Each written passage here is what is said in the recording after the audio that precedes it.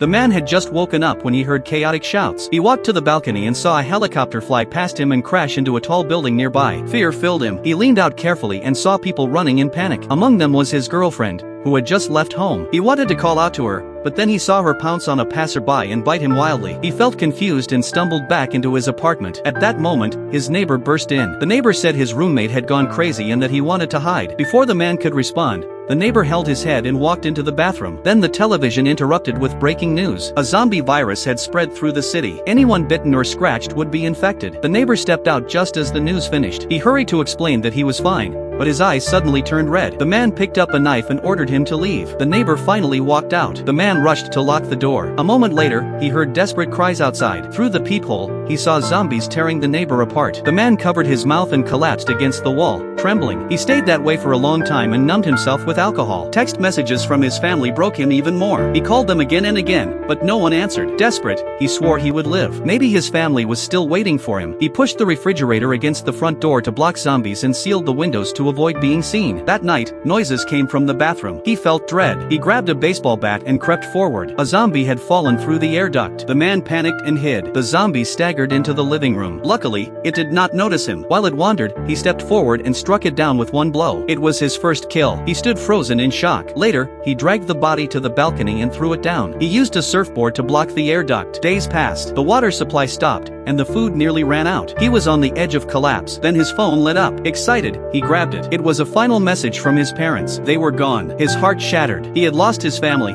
and no survivors were around him. Hope vanished. He tore down the covers from the window, tied a rope around his neck, and prepared to kick the stool away. But just then, he saw a woman standing on the balcony of the building across from his. His eyes widened. He struggled out of the rope and rushed to the window, pressing close to the glass. The woman gave him new strength to live. He decided he would go find her. Viewers, in a world like this, how would you choose to survive?